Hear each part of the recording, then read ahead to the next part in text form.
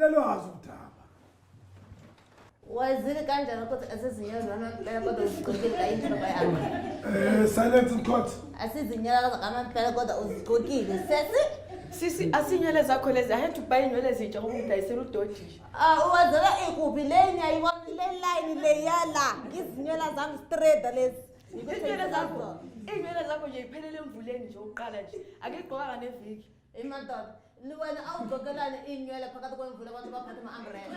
Hayibo. Silence in court. Abathula abantu enkantolo. Uzophuma wena. Imelda. Umdayisela inwele za 9,000 rand obviously uyavuma. Yeah, ngimthengisele judge. Bekuyini igama lenwele? India happiness. India happiness. India happiness. Wena iziphi inwele obuyithenga? Indian happiness, not Indian. Indian, yes. It's supposed to be Indian hair. India hair. Uyayizi indaba. Mina ngiyangichina kayinsalona yami kulima happiness. Lokho nibheka niyibona nayo iphakethe ivaliwe India happiness. Nikuthengela India happiness. Sewufuna ini nikuthengiselele India happiness. La uyifunayo nikuthengiselele phemani. Sokufanele ukuthengisela ini.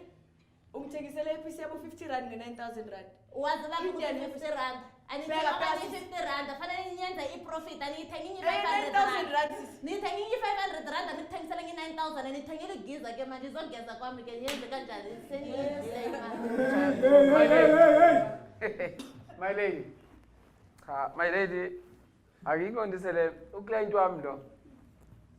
Akuqinisile ngoba inwele lezi amdayisela zona ngempela beyisuka khona eIndia. Wayithe lo udinga inwele Indian hair kanti umzala wakhe wayekade velele eIndia. Wambuyela nazi inwele zaseIndia zazohlala kwisaluni yakhe. Mefika ke lo ukuthi ufuna inwele wayivela inwele zaseIndia nje eyidayisa 9,000 ngoba phela isuka kude. Mawuzobuka i-transport my lady. No, my lady. Uyazi ukuthi into eyenzekile la. Umangali uyena owenza imistake. Leza inwele ayifuna uyigqoka emvuleni.